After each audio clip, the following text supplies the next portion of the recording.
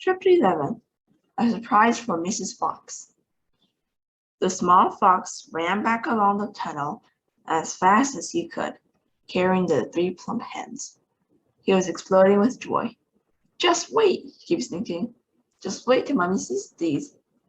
He had come a long way to run, but he never stopped once on the way, and he came bursting in upon Mrs. Fox. Mommy, he cried, out of breath. Look, Mommy, look. Wake up and see what I've brought you. Mrs. Fox, who was weaker than ever now from lack of food, opened one eye and looked at the hens. I'm dreaming, she murmured and closed the eye again. You're not dreaming, Mommy. They're real chickens. We're saved. We're not going to starve. Mrs. Fox opened both eyes and sat up quickly. Oh, my dear child, she cried. Where on earth? Boggis's chicken house number 1, spluttered the little fox. We tunneled right up under the floor, and you've never seen so many big fat hens in all your life. And Dad said to prepare a feast. They'll be back soon. The sight of food seemed to give new strength to Mrs. Fox. A feast it shall be, she said, standing up. Oh, what a fantastic fox your father is. Hurry up, child, and start plucking those chickens. Far away down the tunnel, the fantastic Mr. Fox was saying, Now for the next bit, my darlings. This one will be as easy as pie. All you have to do is dig another little tunnel from here to there. To where, Dad? Don't ask so many questions. Start digging. Chapter 12. Badger. Mr. Fox and the 3 remaining small foxes dug fast and straight. They were all too excited now to feel tired or hungry. They knew they were going to have a whacking great feast before long, and the fact that it was none other than Boggis's chickens they were going to eat made them chortle with laughter every time they thought of it. It was lovely to realize that while the fat farmer was sitting up there on the hill waiting for them to starve, he was also giving them their dinner without knowing it. Keep digging, said Mr. Fox. It's not much further. All of a sudden, a deep voice above their heads said, Who goes there? The foxes jumped. They looked up quickly, and they saw, peeking through a small hole in the roof of the tunnel, a long black furry face. Badger! Cried Mr. Fox. Foxy! Cried Badger. My goodness me, I'm glad I found someone at last. I've been digging around it in circles for 3 nights and days, and I haven't the foggiest idea where I am. Badger made the hole in the ceiling bigger and dropped down beside the foxes. That's not Badger, his son dropped down after him. Haven't you heard what's going up there on the hill? Badger said excitedly. It's chaos. Half the wood has disappeared, and there are men with guns all over the countryside. None of us can get out, even at night. We're all starving to death. Who is we? Asked Mr. Fox. All us diggers. There's me and Mole and Rabbit, and all our wives and children. Even Weasel, who can usually sneak out of the tightest spots, is right down my hole, hiding with Mrs. Weasel and 6 kids. What on earth are we going to do, Foxy? I think we're finished. Mr. Fox looked at his 3 children and he smiled. The children smiled back at him, sharing his secret. My dear old Badger, he said, this mess you're in, it's all my fault. I know it's all your fault, said Badger furiously, and the farmers are not going to give up till they've got you. Unfortunately, that means us as well. It means everyone on the hill. Badger sat down and put a paw around his small son. We're done for, he said softly. My poor wife up there is so weak she can't dig another yard. Nor can mine, said Mr. Fox. And yet at this very minute she is preparing for me and my children the most delicious feast of plump, juicy chickens. Stop! Cried Badger. Don't tease me. I can't stand it. It's true, cried the small foxes. That's not teasing. We've got chickens galore. And because everything is entirely my fault, said Mr. Fox, I invite you to share the feast. I invite everyone to share it. You and Mole and Rabbit and Weasel and all your wives and children. There'll be plenty to go around, I can assure you. You mean it? Cried Mr. Badger. You really mean it? Mr. Fox pushed his face close to Badger's and whispered darkly, Do you know where we've just been? Where? Right inside Boggs' chicken house number 1. No! Yes! But that is nothing to where we are going now. You have come just at the right moment, my dear Badger. You can help us dig. In the meanwhile, your small son can run back to Mrs. Badger and all the others and spread the good news. Mr. Fox turned to the small badger and said, Tell them they are invited to a fox's feast. Then tell them all to down. Then bring them all down here and follow this tunnel back until you can find my home. Yes, Mr. Fox, said the small badger. Yes, sir. Right away, sir. Oh, thank you, sir. And he scrambled quickly back through the hole in the roof of the tunnel and disappeared.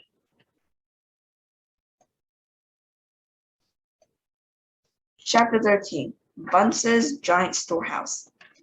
My dear Foxy, cried Badger, what in the world has happened to your tail? Don't talk about it, please, said Mr. Fox. It's a painful subject. They were digging the new tunnel. They dug on in silence. Badger was a great digger, and the tunnel went forward at a terrific pace now that he was lending a paw. Soon they were all crouched underneath yet another wooden floor. Mr. Fox grinned slyly, showing sharp white teeth. If I am not mistaken, my dear Badger, he said, we are now underneath the farm that belongs to that nasty little pot-bellied dwarf, Bunce. We are, in fact, directly underneath the most interesting part of that farm. Ducks and geese, cried the small foxes, licking their lips. You see tender ducks and big fat geese. Exactly, said Mr. Fox. But how in the world can you know where we are? Asked Badger. Mr. Fox grinned again, showing more white teeth. Look, he said, I know my way around these farms blindfold. For me, it's just as easy above ground as it is below it. He reached high and pushed another wooden floorboard, then another. He poked his head through the gap. Yes, he shouted, jumping up into the room above. I've done it again. I hit it smack on the nose. Right in the bullseye. Come and look. Quickly, Badger and the 3 small foxes scrambled up behind him. They stopped and stared. They stood and gasped. They were so overwhelmed they couldn't speak. For what they saw now was a kind of fox's dream, a badger's dream, a paradise for hungry animals. This, my dear old Badger, proclaimed Mr. Fox, is Bunce's mighty storehouse. His finest stuff is stored in here before he sends it off to the market. Against all the 4 walls of the great room, stacked in, cupboards and piled upon shelves reaching from floor to ceiling, were thousands and thousands of the finest and fattest ducks and geese, plucked and ready for roasting. And up above, dangling from the rafters, there must have been at least 100 smoked hams and 50 sides of bacon. To feast your eyes on that, cried Mr. Fox, dancing up and down. What do you think of it, eh? Pretty good grub. Suddenly, as though springs had been released in their legs, the 3 hungry small foxes and the ravenously hungry Badger sprang forward to grab the luscious food. Stop, ordered Mr. Fox. This is my party, so I shall do the choosing. The others fell back, licking their chops. Mr. Fox began prowling around the storehouse, examining the glorious display with an expert eye. A thread of saliva slid down one side of his jaw and hung suspended in midair, then snapped. We must not overdo it, he said. We mustn't give the game away. We mustn't let them know that we've been up to. We must be neat and tidy and just take a few of the choicest morsels. So, to start with, we shall have 4 plump young ducks. He took them from the shelf. Oh, how lovely and fat they are! No wonder Bunce gets a special price for them in the market. All right, Badger, lend me a hand to get them down. You children can help as well. There we go. Goodness me, look at how your mouths are watery. And now, I think we Better take a few geese. 3 will be quite enough. Take the biggest. Oh my. You'll never see finer geese than these in the king's kitchen. Gently does it. That's the way. And what about a couple of nice smoked hams? I adored smoked hams. Don't you, Badger? Fetch me that stepladder, will you please? Mr. Fox climbed up the ladder and handed down 3 magnificent hams. And do you like bacon, Badger? I'm mad about bacon, cried Badger, dancing with excitement. Let's have a side of bacon, the big one up there. And carrots, Dad, said the smallest of the 3 small foxes. You must take some of those carrots. Don't be a twerp, said Mr. Fox. You know we never eat things like that. It's not for us, Dad. It's for the rabbits. They don't eat vegetables. My goodness me, you're right, cried Mr. Fox. What a thoughtful little fellow you are. Take 10 bunches of carrots. Soon, all this lovely loot was lying in a neat heap upon the floor. The small foxes crouched close, their noses twitching, their eyes shining like stars. And now, said Mr. Fox, we shall have to borrow from our friend Bunce 2 of those useful pushcarts over in the corner. He and the Badger lifted the pushcarts, and the ducks and geese and hams and bacon were loaded onto them. Quickly, the pushcarts were lowered through the hole in the floor. The animals slid down after them. Back in the tunnel, Mr. Fox pulled the floorboards very carefully into place so no one could see they had been moved. My darlings, he said, pointing to one of the 3 small foxes, take a cart each and run back as fast as you can to your mother. Give her my love and tell her we are having guests for dinner, the badgers, the moles, the rabbits, and the weasels. Tell her it must be a truly great feast, and tell her the rest of us will be home as soon as we've done one more little job. Yes, Dad, right away, Dad, they answered, and they grabbed a trolley each and went rushing down the tunnel. Chapter 14. Badger has doubts. Just one more visit, cried Mr. Fox. And I'll bet I know where that'll be, said the only small fox left now. He was the smallest fox of them all. Where? Said Badger. Well, said the smallest fox, we've been to Boggis, and we've been to Buns. We haven't been to Bean. It must be Bean. You are right, said Mr. Fox. But what you don't know is which part of Bean's place we are going to visit. Which? They both said together. Aha, said Mr. Fox. Just you wait and see. They were digging as they talked. The tunnel was going forward fast. Suddenly, Badger said, Doesn't this worry you just a tiny bit, Foxy? Worry me, said Mr. Fox. What? On the stealing. Mr. Fox stopped digging and stared at Badger as though he thought he had gone completely dotty. My dear old furry frump, he said, do you know anyone in the whole world who won't swipe a few chickens if his children are starving to death? There was a short silence while Badger thought deeply about this. You are far too respectable, said Mrs. Badger. There's nothing wrong with being respectable, Badger said. Look, said Mr. Fox, Boggis and Buns and Bean are out to kill us. You realize that, I hope? I do, Foxy, I do indeed, said the gentle Badger. But we're not going to stoop to their level. We don't want to kill them. I should hope not indeed, said Badger. We won't dream of it, said Mr. Fox. We shall simply take a little food here and there to keep us and our families alive, right? I suppose we'll have to, said Badger. If they want to be horrible, let them, said Mr. Fox. We down here are decent, peace-loving people. Badger laid his head on one side and smiled at Mr. Fox. Foxy said, Love you. Thank you, said Mr. Fox. Now let's get on with the digging. 5 minutes later, Badger's front paws hit against something flat and hard. What on earth is this? He said. It looks like a solid stone wall. He and Mr. Fox scraped away the soil. It was a wall, but it was built of bricks, not stones. The wall was right in the front of them, blocking their way. Now, who in the world would build a wall under the ground? Asked Badger. Pretty simple, said Mr. Fox. It's the wall of an underground room, and if I'm not mistaken, it is exactly what I'm looking for. Chapter 15. Being Secret Cider Cellar. Mr. Fox examined the walls carefully. He saw that the cement between the bricks were old and crumbly, so he loosened the brick without much trouble and pulled it away. Suddenly, out from the hole where the brick had been, there popped out a small, sharp face with whiskers. Go away, snapped. You can't come in here. It's private. Good Lord, said Badger. It's Rat. You saucy beast, said Mr. Fox. I should have guessed we'd find you down here somewhere. Go away, shrieked the Rat. Go on, beat it. This is my private pitch.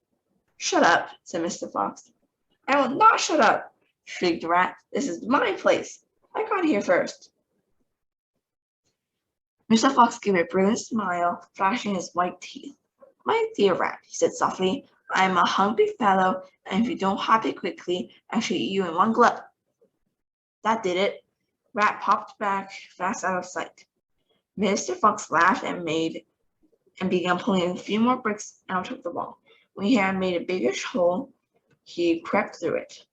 Badger and the smallest fox followed him in. He found himself in a vast, damp, gloomy cellar.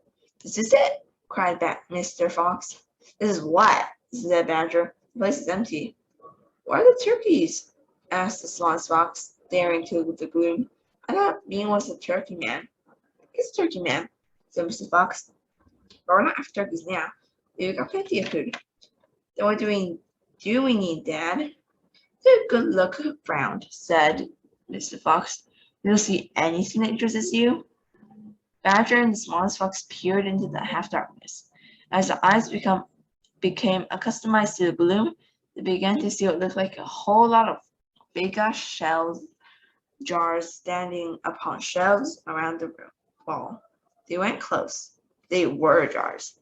There were hundreds of them, and upon each one was written the word cider. The smallest fox leapt high in the air.